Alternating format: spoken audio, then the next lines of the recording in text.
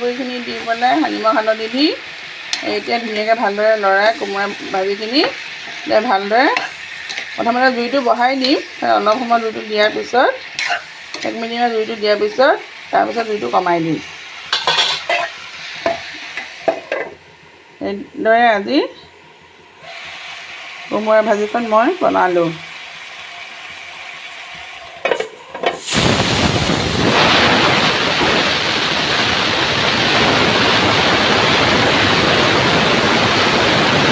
Disturb কৰিছে, উপায় নাই আৰু লৰালৰি হয় এইটো সময়, সেইকাৰণে গোটেইখিনি বস্তু একেলগতে বনাই থাকিব লগা হয়।